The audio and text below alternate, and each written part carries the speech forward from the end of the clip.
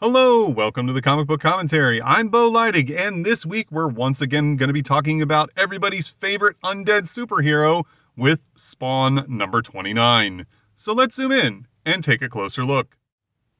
Before we get started with today's episode, I would like to give everyone fair warning that this is actually a really dark issue of Spawn with some pretty serious subject matter.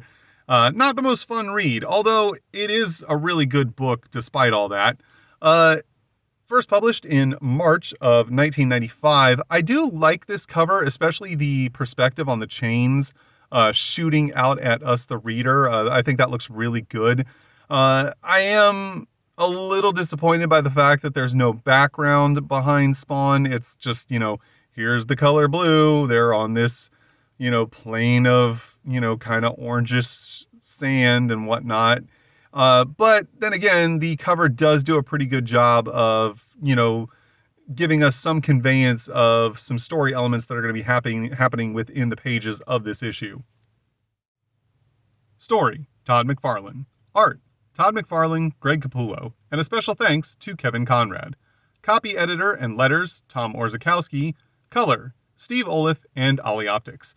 Before we get started, I need to point out that this issue of Spawn picks up exactly where we saw Spawn leave off at the end of the Angela miniseries. And if you have not watched my videos on the Angela miniseries, I suggest you do so before watching this episode, because otherwise it makes literally no sense as to how or why Spawn is in the location and the predicament that he is currently in, if you just go straight from issue number 28 to 29. And if you're interested in watching those videos on the Angela miniseries, I suggest that you check out my Spawn miniseries playlist.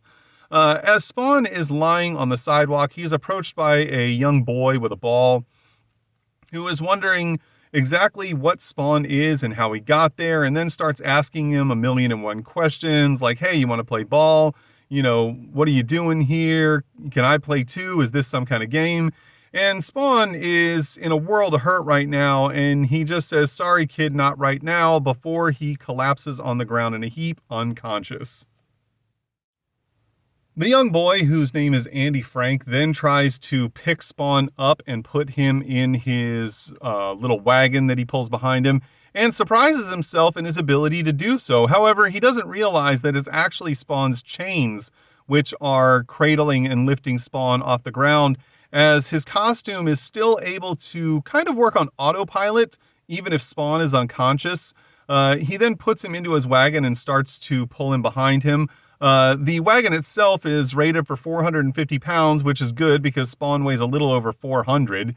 And as Andy begins to pull him, he doesn't realize that Spawn's chains also continue to assist by actually digging into the pavement and pushing the wagon along behind Andy. As they move down the sidewalk, Andy states that, they need to get Spawn off the street because he looks funny and he's wondering, what's going to happen if other people discover him.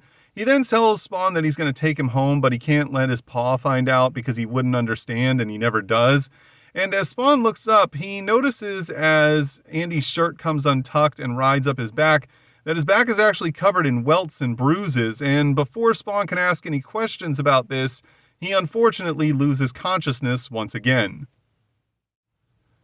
Meanwhile, back in Queens, New York, at the home of Terry and Wanda Blake, we see that Terry is actually kind of upset at Wanda after she went to the city on her own to try and make contact with Spawn, and, realizes that she put herself into a lot of unnecessary danger as she was almost, kidnapped and assaulted by 3 thugs. And thankfully she was defended by Spawn, but this is something that's actually weighing on her quite heavily, as Wanda had never really been exposed to that sort of violence before and can't seem to get the imagery out of her head of Spawn tearing the 3 men to pieces.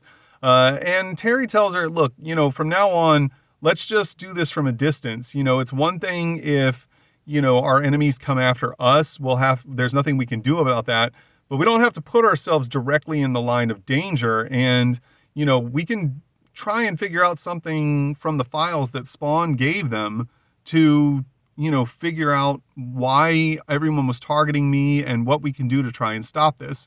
However, their conversation is interrupted when they hear a noise from down the hall, and suddenly their daughter, Cyan, runs in through the door and jumps up onto their bed. Terry laughingly picks her up and says, well, I guess you learned how to finally crawl out of your crib, as she screams, Daddy, Daddy, Daddy. And then we are back to the location with Spawn as we see Andy being lifted up into the air as he screams Dad. And his father screams at him and berates him for not having a hot meal ready for him when he gets home from work. We then find out that Andy's father is incredibly abusive towards him and his brother Eddie. As we can see, Andy's only like a 5 or 6 year old kid. Like, it's kind of crazy that he would be able to have a dinner cooked and ready for his father when he got home. His dad tells him, you're going to make me something that I want to eat. And before you do that, I'm going to make you get down on the ground and eat this slop like the dog you are. And we see that his brother Eddie is actually very angry in seeing his little brother being tormented like this and wants to do something to intervene. Eddie then leaps to his feet and says, put him down, you're hurting him again. And his father responds by punching Eddie in the face, knocking him back out of his chair. And he tells Eddie to mind his own business as he's not done dealing with his little brother yet, as we see an angry look on their father Joe's face. And then we see a close-up of Andy's eye as we see his father's fist reflected as Andy begs him to please not do this again. We then see an exterior shot of their home, and we get a narration stating that while there is a lot of noise coming from the house, nobody ever suspects anything, as there's no reason to, because Joe is such a well-respected police officer and member of the community.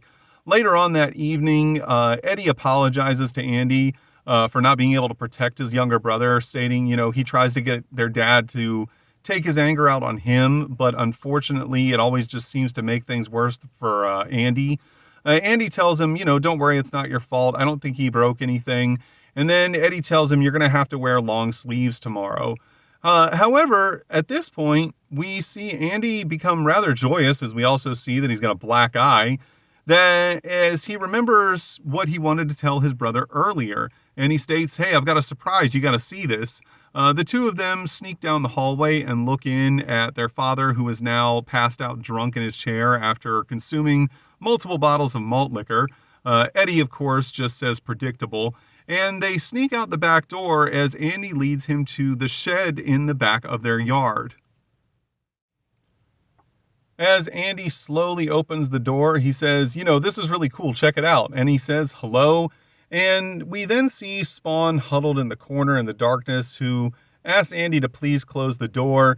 Andy apologizes, stating, oh yeah, I forgot you weren't feeling too well. He's like, say hi, Eddie. And Eddie says hi. And while Eddie does seem a little shocked, he doesn't seem quite as weirded out by Spawn as he seemingly should be. Of course, Andy, for his age, is just filled with childlike wonder and, believes Spawn might even be like an alien or something.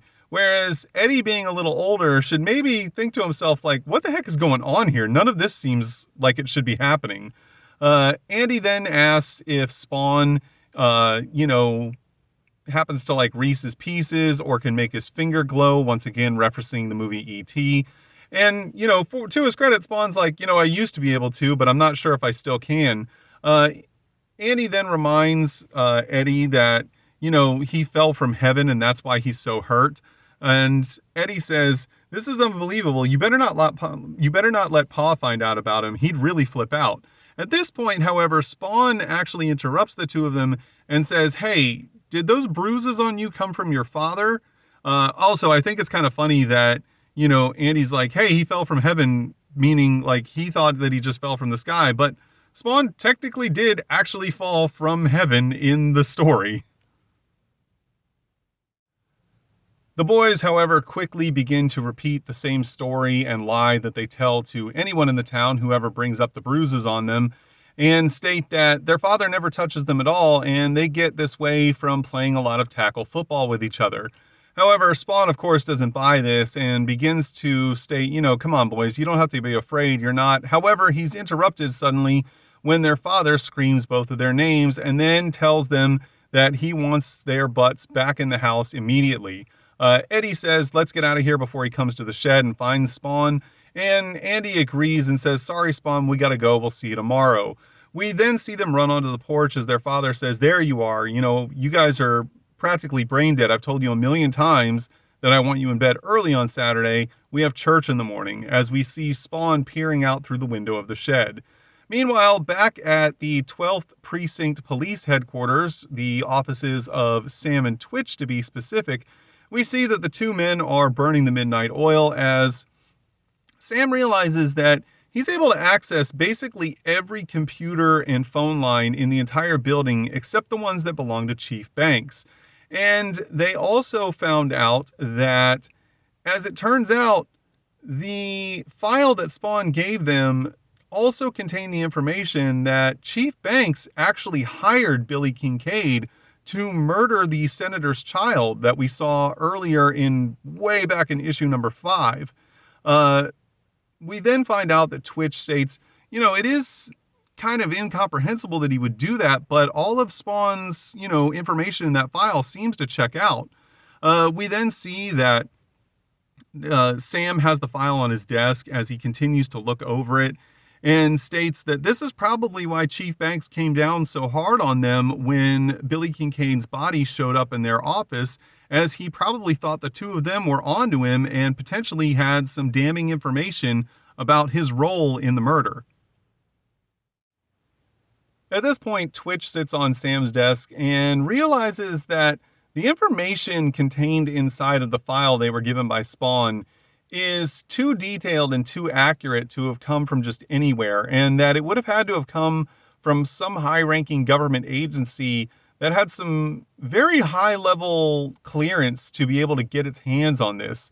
And that, there's the real potential that Spawn might be some sort of disgruntled government boy, as Sam puts it. The two of them realize that this is the first real clue that they've gotten about who the identity of Spawn might actually be.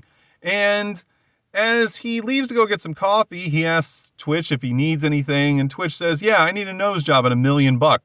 On his way to the coffee machine, Sam is accosted by none other than Chief Banks himself, who starts yelling at Sam for working too slowly, and then says that he thinks that him and Twitch have actually been working on a side project of their own on company time, and says that if he can figure out, that's the case, that the two of them are going to be suspended. Sam responds by stating, yeah, it kind of ruined everything that Internal Affairs wasn't able to nail us for Kincaid's death. That really would have made your day, huh?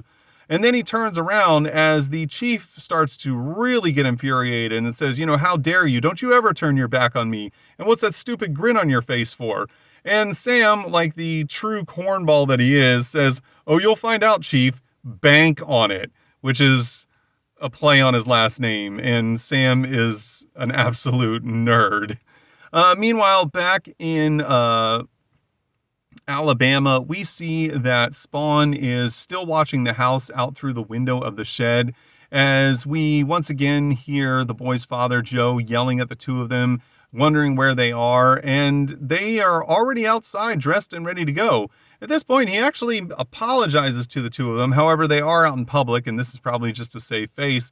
And he says, oh, sorry I kept you waiting. Let's be on our way to church.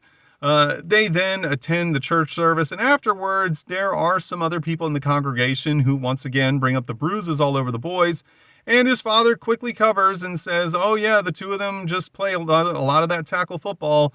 They are rough with each other, but, it's all in good fun, and they're just trying to play their hearts out, and I really am proud of the two of them, and their mother would have been too. And this is where we get the explanation that their mother is no longer alive, and we don't know if their father became abusive after she died or was already an abusive person before that. However, even if he was, it seems like things may have gotten worse since her passing. Later on that day, as Joe sits around in his chair watching TV, he polishes off a beer and then tells Andy to go grab his last one for him. Andy immediately responds by jumping up to grab the beer for his father, as Eddie's like, hey, why do you watch this boring golf? And he's just told to shut up. However, in his hurry to retrieve the beer for his father, Andy accidentally slips and drops the bottle as it smashes on the floor. This, of course, has the effect of enraging Joe, who runs to the kitchen and asks what that noise was.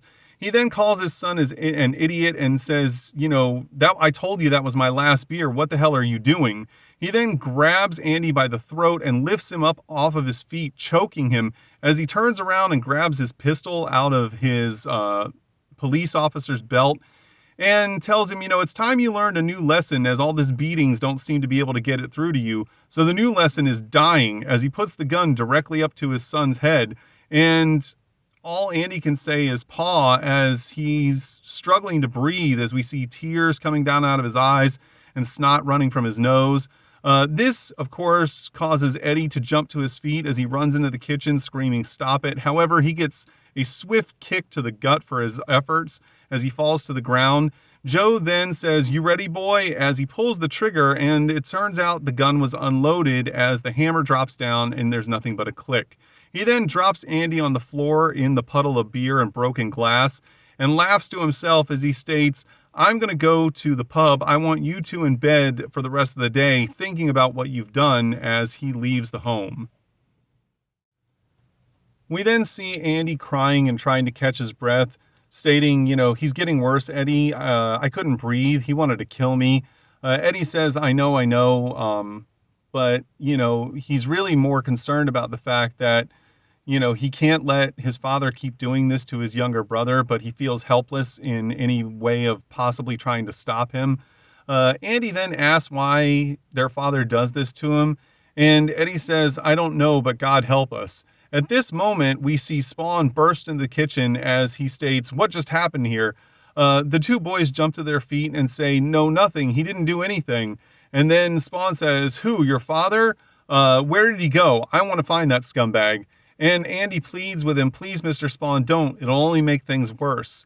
We're then suddenly teleported back to Queens, New York, in the home of Terry Fitzgerald and Wanda Blake, as we see Wanda scream no with a symbol of Spawn in her eye.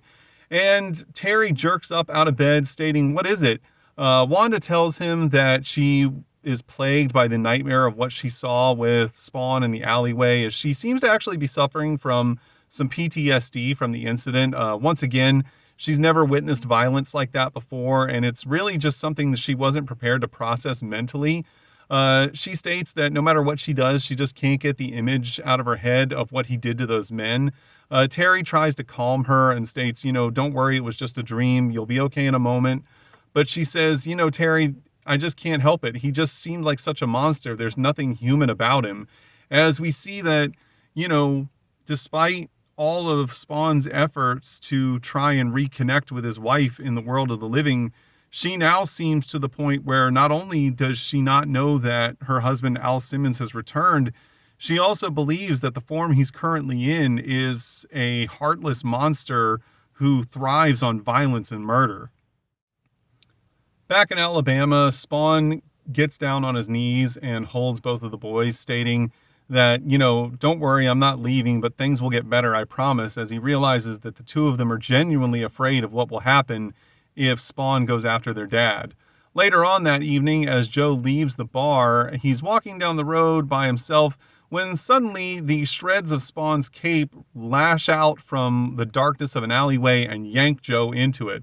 At this point, Spawn slams Joe up against the wall and states, I'd knock your block off if I thought it would do any good, but, I realize that hitting people for no good reason is a stupid hobby and it causes you to do stupid things. And eventually you'll get used to it to the point where you start to hit someone that you care about and you'll end up regretting it forever, as we see a memory of when he struck Wanda as Al Simmons. And this is the first, look that we get into the idea that there were moments where Al became abusive towards Wanda.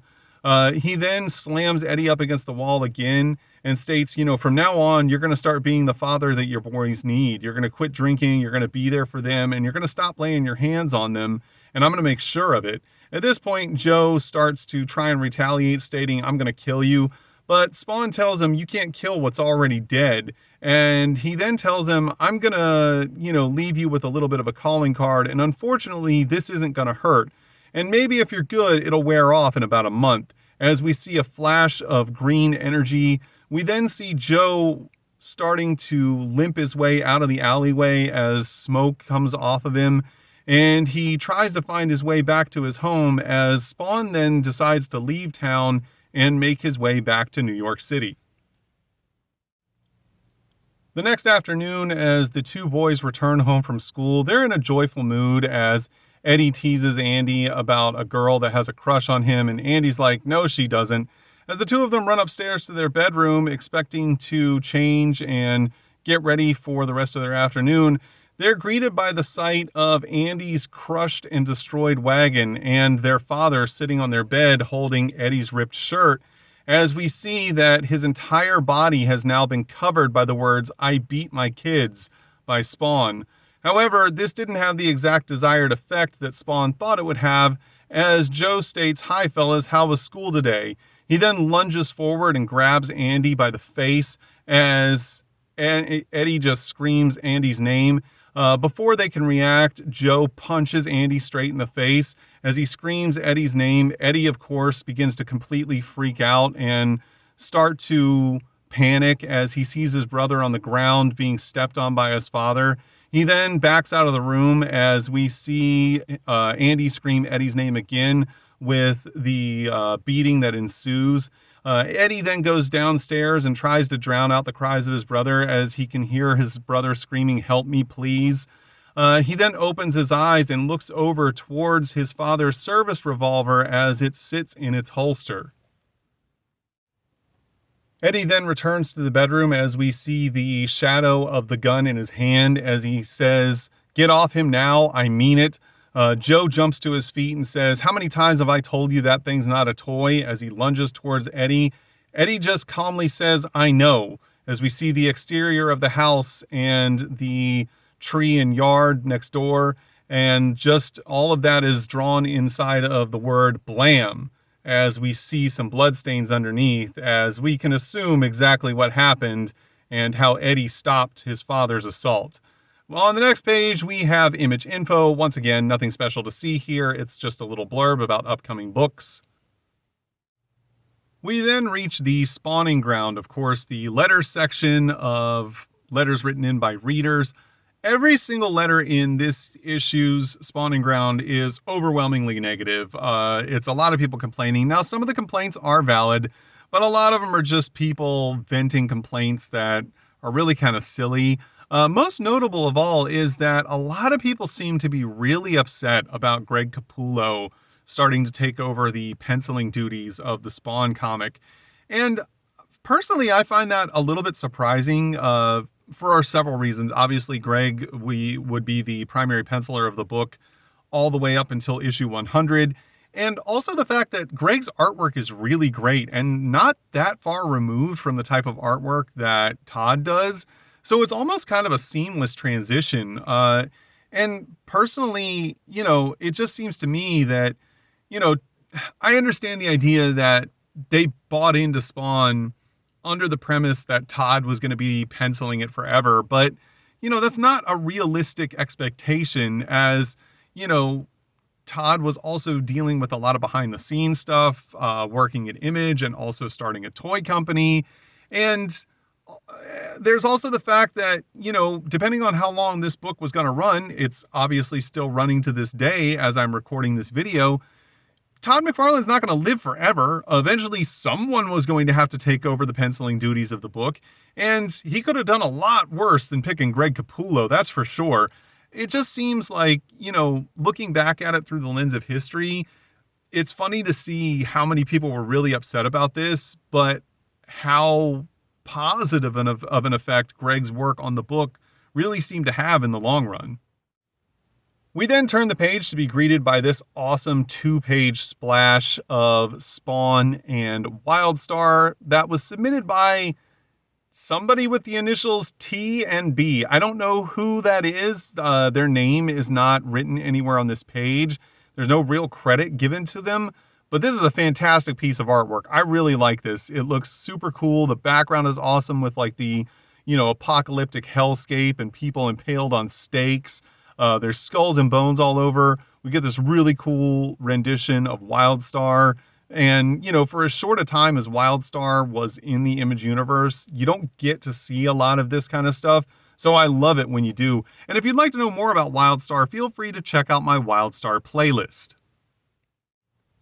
We then get to 2 pages of Image fan art, and surprisingly, every piece of art depicted or featured on this month's pages are all depicting Spawn, which is kind of strange.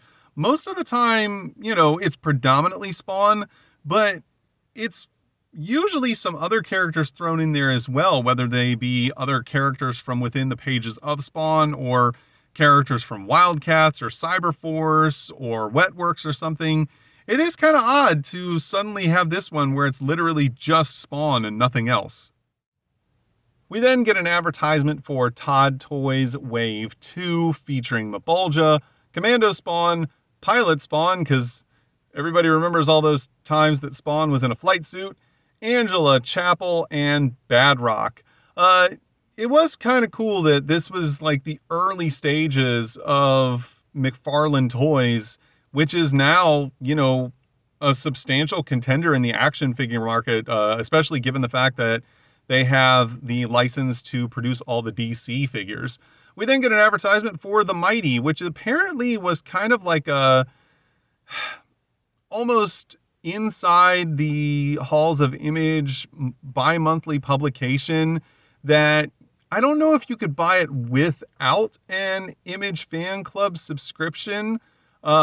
But it says down here that subscriptions are complimentary with Image Fan Club membership. So maybe it was just for the fan club, or maybe anyone could buy it. I will say, I don't know how rare these are, but they're not super common because I know I've never come across any issue of The Mighty in any of my searches through any comic book stores ever. We then get an advertisement for Spider's Web, which was apparently based out of Puyallup, Washington. I don't know if I'm saying that right. I feel like I'm not.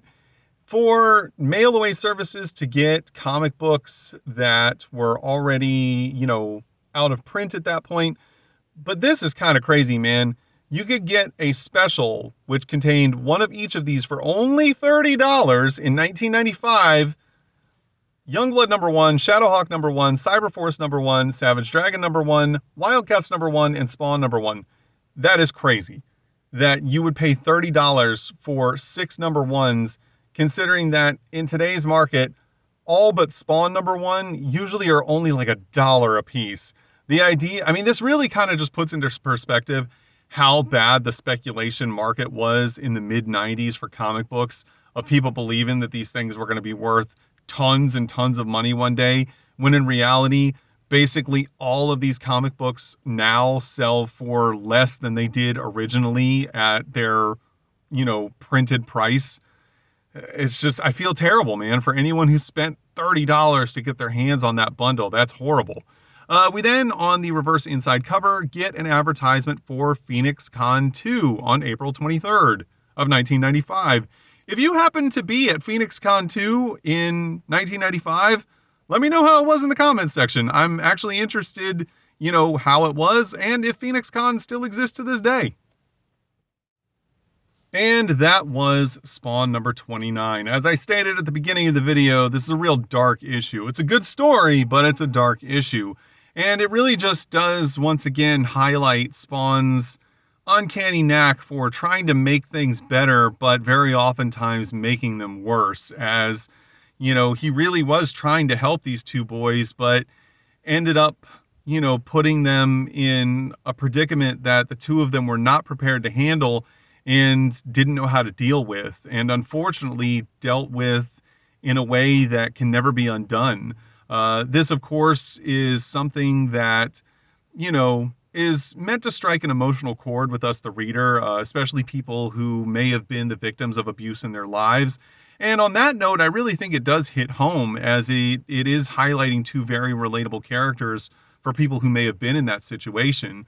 But once again, it's one of those problems where, had Spawn just kind of stuck around for like an extra day to kind of make sure that the boys were okay, he could have prevented this from happening, but instead he just kind of ditched out of town and went straight back to New York, assuming that everything was going to be fine and that the boy's father wasn't going to try and retaliate against the two of them for what Spawn did to him. And it does seem kind of irresponsible on Spawn's part to, just go about his existence without really, taking into consideration what might happen to the people he's trying to protect. Of course, these are all just my opinions. Your opinions may vary greatly. You might think that, there wasn't anything really that bad about this issue, or feel that it was, not relatable at all, or that it wasn't believable at all. And if that's the case, it's okay, because everyone's entitled to their own opinions. If you enjoyed today's video, please feel free to like, comment, and subscribe. And thanks for stopping by. Have a great day.